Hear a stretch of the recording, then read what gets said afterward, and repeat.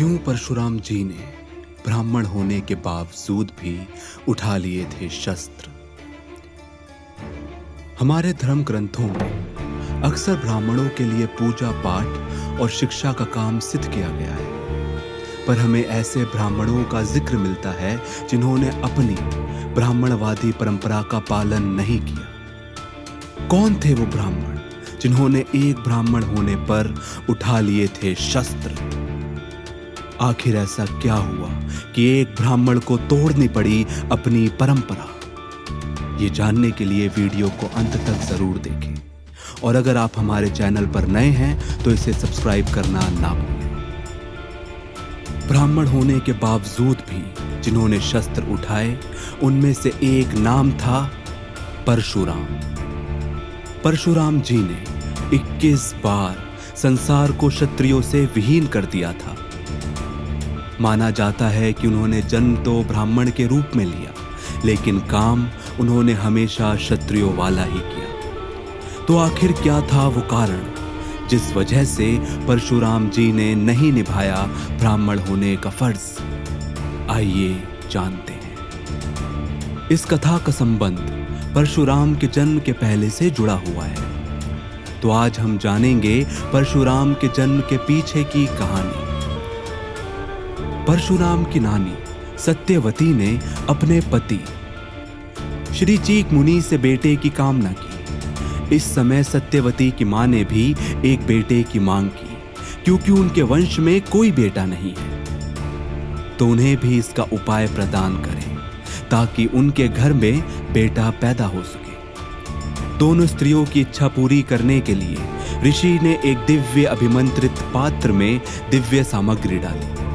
इससे ऋषि ने 2 फल तैयार किए जिसे खाने से दोनों को संतान पैदा हो सके। क्योंकि सत्यवती की मां राजा की पत्नी थी, इसलिए ऋषि ने उनके लिए क्षत्रिय संतान का मनोचार किया और सत्यवती के लिए ब्राह्मण पुत्र का। परंतु सत्यवती की मां को अपनी बेटी के हिस्से का फल खाने की इच्छा हुई। उसने अपनी बेटी से कहकर फल आपस में बदलवा दिया। लेकिन ऋषि श्री चीक को यह बात योग माया से पता चल गई। उन्होंने अपनी सास में बताया कि उन्होंने उनकी तपस्या का अपमान किया है।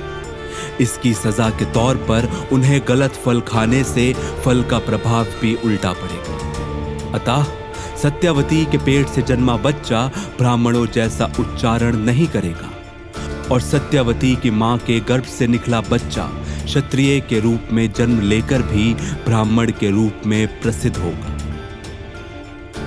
जब सत्यवती ने यह सुना तो उन्होंने ऋषि से बहुत प्रार्थना की कि उनके बेटे पर इसकी आँच ना आए, चाहे तो उनकी अगली पीढ़ी पर यह श्राप चलने दो। तब ऋषि श्री चीक ने कहा कि श्राप का प्रभाव बेटे पर नहीं पड़े, लेकिन पोते पर जरूर पड़ेगा। समय आने पर दोनों ने एक एक बेटे को जन्म दिया। जहां सत्यवती का बेटा प्रसिद्ध ऋषि जगदगी के रूप में प्रसिद्ध हुआ, जो सप्त ऋषियों में से एक थे। परंतु श्राप के प्रभाव के कारण जमदगी का बेटा परशुराम क्षत्रिय गुणों से युक्त और भारी गुस्सा करने वाला योद्धा बना। वहीं सत्यवती की मां ने कौशिक नाम के बेटे को जन्म दिया।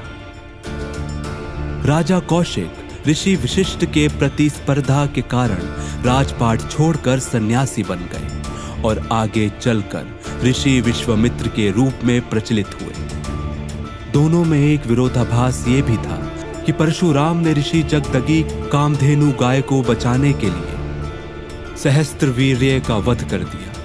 वहीं राजा कौशिक ने वशिष्ठ की कामधेनु गाय चुराने की कोशिश की तथा वशिष्ठ के 60,000 बेटों की भी हत्या की। इस तरह से दोनों की माताओं की गलती के कारण 2 अलग अलग तरह के महापुरुषों ने धरती पर जन्म लिया था। तो कैसी लगी आपको हमारी ये जानकारी? हमें कमेंट सेक्शन में जरूर बताइएगा। ऐसी ही सच्ची और रोचक जानकारियों के लिए हमारे चैनल से बने रहिए तथा वीडियो को लाइक और शेयर जरूर करें।